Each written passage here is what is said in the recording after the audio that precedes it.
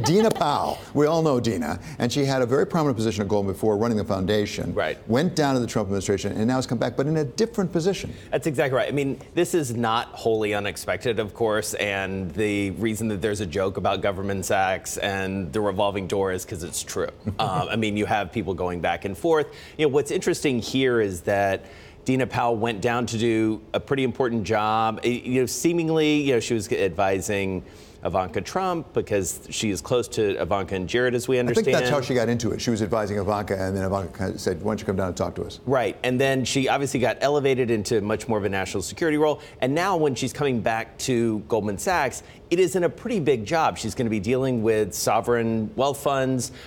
She's going to be on the firm's management committee. Before she was working in the foundation, she was in charge of the 10,000 Women program, important program. This puts her, though, right in the heart of the new Goldman. She really was a philanthropist, and a major philanthropist. Now she's going to be a banker. I mean, she's really going to be opening doors and making deals. I know you said it wasn't wholly unexpected, but this quickly, was that expected?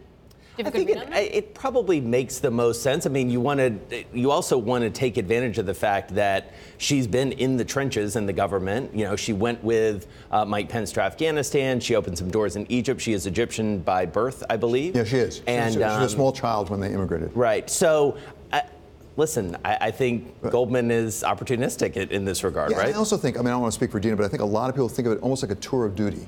That you go in for a year or so, you give government service, you try to help out the government, and then you come back out. Because part of me was asking because of Gary Cohn. Because the big thing is once you pass tax reform, Gary's out. That would be, not that he would go back to Goldman, but he's out, he's going to go do something else, and it hasn't happened And the yet. two of them have been very close, including at the White House. So that's a very good point.